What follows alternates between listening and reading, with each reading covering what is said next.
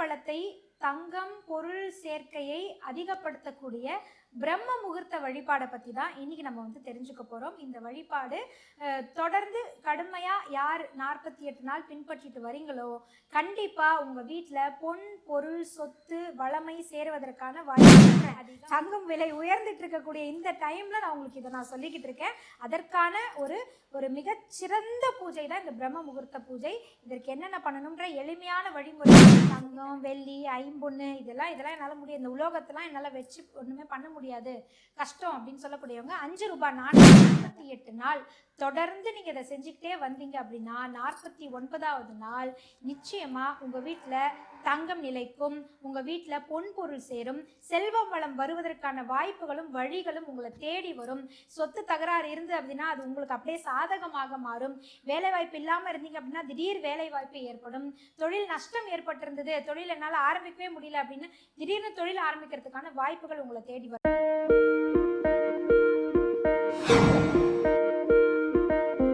இந்த பதிவை பார்த்துட்டு மறக்காம லைக் அண்ட் ஷேர் பண்ணி சப்ஸ்கிரைப் பண்ணுங்க. ஆர்த்தி விலாக் நேயர்கள் அனைவருக்கும் அன்பார்ந்த வணக்கம்.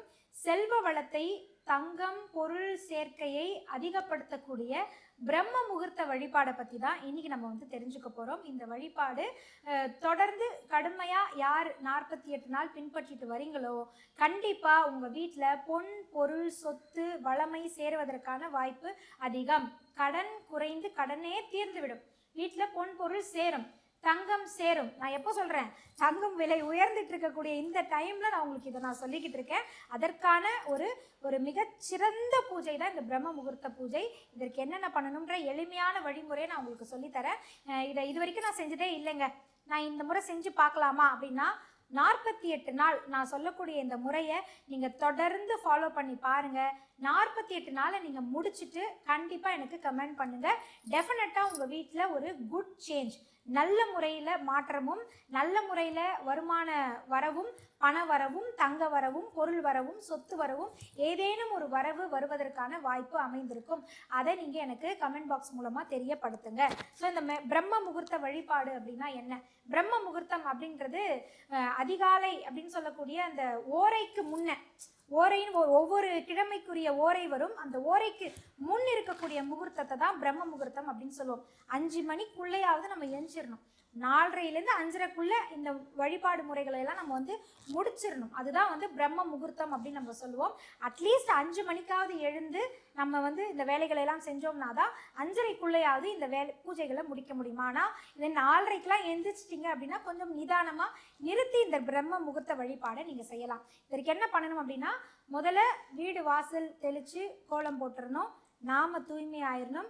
வீடு வாசல் தெளித்து கோலம் போட்டுட்டு வீட்டு நிலை வாசல் இருக்கும் இல்லையா, அந்த நிலை வாசலில் குலதெய்வத்தை நினச்சி அந்த நிலைவாசலையும் தண்ணீர் பன்னீர் இதனால் வந்து தூய்மை செஞ்சுட்டு மஞ்சள்னால் மெழுகிட்டு அதன் என்னென்ன பொட்டு குங்குமம்லாம் வைக்கணுமோ வச்சுட்டு கோலம் போட்டுட்டு என்ன மலர்கள் தூவணுமோ தூவிட்டு வீட்டு நிலைவாசலையும் தயார் பண்ணிடணும்.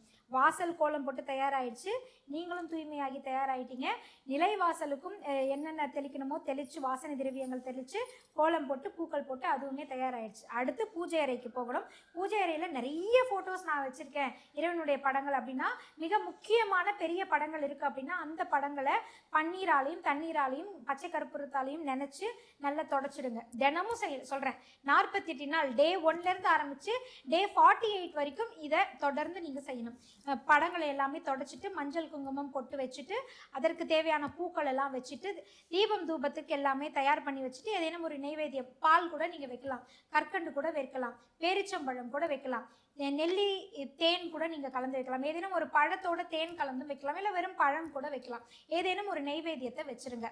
அகல் விளக்கு, அகல் தீபம், அகண்ட தீபத்திற்கு ஒரு அகல் தீபம் நிச்சயமாக நமக்கு தேவை. அதனால் அகல் விளக்கு ஒன்று தயார் பண்ணி வச்சுக்கோங்க. வெற்றிலை தயார் பண்ணி எடுத்து வச்சுக்கோங்க.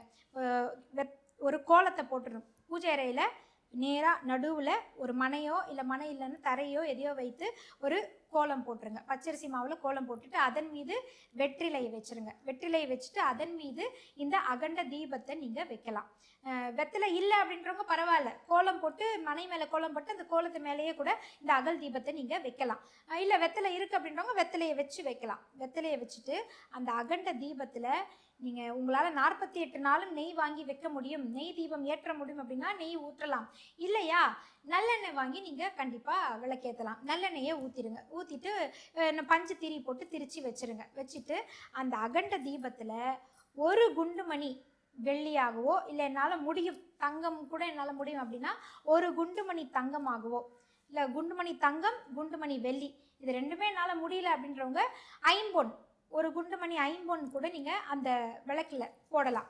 இல்லைங்க தங்கம் வெள்ளி ஐம்பொன்று இதெல்லாம் என்னால் முடியாது, இந்த உலோகத்தெல்லாம் என்னால் வச்சு ஒன்றுமே பண்ண முடியாது, கஷ்டம் அப்படின்னு சொல்லக்கூடியவங்க 5 ரூபாய் நாணயம் எடுத்துக்கோங்க. ஆனால் அந்த அகண்ட தீபமாக இருந்தால் தான் வெத்தலைக்கு மேலே அந்த 5 ரூபாய் காயினை வச்சு அதுக்கு மேலே அந்த தீபத்தை நம்ம வைக்கணும். அதனால் உங்களுக்கு அகண்ட தீபமாக நீங்கள் எடுத்துக்கிறது மிக சிறப்பாக இருக்கும். ஆனால் முடிஞ்ச வரைக்கும் வெள்ளியோ ஐம்பொன்னோ இல்லை தங்கமோ ஒரு குண்டுமணியாவது அந்த விளக்குக்குள்ளே அந்த எண்ணெய்க்குள்ளே நீங்கள் வந்து போட்டுடலாம். நாணயமாக இருந்தால் வெளியில் வச்சிடலாம். வச்சுட்டு அந்த விளக்கை ஏற்றிட்டு அப்படியே அமைதியாக எந்த ஒரு சிந்தனையும் இல்லாமல் அமைதியாக இறைவனை வழிபாடு செய்யுங்க. மனசார பிரார்த்தனை பண்ணுங்க. இறைவனுக்கு என்னென்ன வேண்டுதல் நீங்கள் முன்ன வைக்கணும்னு நினச்சிங்களோ எல்லா வேண்டுதல்களையும் முன்ன வைங்க. வச்சு இந்த பிரம்ம முகூர்த்தத்தில் தூபம் தீபம் காண்பித்து இந்த பூஜையை நீங்கள் நிறைவு செஞ்சுருங்க. 48 நாள் தொடர்ந்து நீங்கள் இதை செஞ்சுக்கிட்டே வந்தீங்க அப்படின்னா 49வது நாள் நிச்சயமாக உங்கள் வீட்டில் தங்கம் நிலைக்கும், உங்கள் வீட்டில் பொன் பொருள் சேரும், செல்வம் வளம் வருவதற்கான வாய்ப்புகளும் வழிகளும் உங்களை தேடி வரும். சொத்து தகராறு இருந்து அப்படின்னா அது உங்களுக்கு அப்படியே சாதகமாக மாறும். வேலைவாய்ப்பு இல்லாமல் இருந்தீங்க அப்படின்னா திடீர் வேலைவாய்ப்பு ஏற்படும். தொழில் நஷ்டம் ஏற்பட்டிருந்தது, தொழில் என்னால் ஆரம்பிக்கவே முடியல அப்படின்னு திடீர்னு தொழில் ஆரம்பிக்கிறதுக்கான வாய்ப்புகள் உங்களை தேடி வரும். ஏன்னா நீங்கள் யார் கூட கனெக்ட் ஆகுறீங்க அப்படின்னா இந்த பிரபஞ்சத்தோட பிரம்ம முகூர்த்தத்தின் மூலமாக நீங்கள் தொடர்பாகிறீங்க, பிணைப்பாகிறீங்க. அப்படின்னும் பொழுது உங்களுடைய வேண்டுதல், உங்களுடைய மன எண்ணங்கள் இது எல்லாத்தையுமே இந்த பிரபஞ்சத்துக்கிட்ட அந்த விளக்கின் மூலம் நீங்கள் அர்ப்பணம் செய்கிறீங்க. நிச்சயமாக அந்த பிரபஞ்சம் அதற்கான பதிலை உங்களுக்கு வாய்ப்பின் மூலமாக வழங்கும். இதுதான் பிரம்ம முகூர்த்த வழிபாடு. இந்த வழிபாடை நிறுத்தாமல் 48 நாள் செஞ்சு பாருங்க. பெண்கள் மாதவிடாய் காலமாக இருந்தால் என்ன பண்ணுறது அப்படின்றவங்க இந்த மாதவிடாய் காலத்தில் 5 நாள் ஒரு இடைவெளி விட்டுருங்க. விட்டுட்டு நீங்கள் ஃபார் எக்ஸாம்பிள் ஒரு 10 நாள் வந்துட்டீங்க, அடுத்து மாதவிடாய் வந்துருச்சு அப்படின்னா அந்த 5 நாட்களையும் விட்டுட்டு 6வது நாள் 11வது நாள் அப்படின்னு சொல்லி தொடங்கி 48 நாள் அதை முடிச்சிடுங்க. இதை நிறைவு செஞ்சு பாருங்க. 49வது நாள் கண்டிப்பாக என்னை எப்படியாவது தேடி கண்டுபிடிச்சி எனக்கு நீங்கள் உங்களுடைய வாழ்த்துக்களை கமெண்ட்ஸாக கொடுப்பீங்க. இந்த பதிவிலேயே நீங்கள் கமெண்ட்டையும் நீங்கள் போடலாம். 48 நாள் நிறைவு செய்த பிறகு பிரம்ம முகூர்த்த வழிபாடு நிச்சயமாக நீங்கள் மனசில் நினச்சதை உங்களுக்கு நிறைவுபடுத்தி கொடுக்கும்ன்றதுல எந்த மாற்று கருத்தும் கிடையாது. இந்த பிரம்ம முகூர்த்த வழிபாடை முறைப்படி செஞ்சு எல்லோருமே பயன்பெறுங்கள். எல்லோர் வீட்டிலும் செல்வம் நிலைத்திருக்க என்னுடைய மனம் நிறைந்த வாழ்த்துக்கள். நன்றி.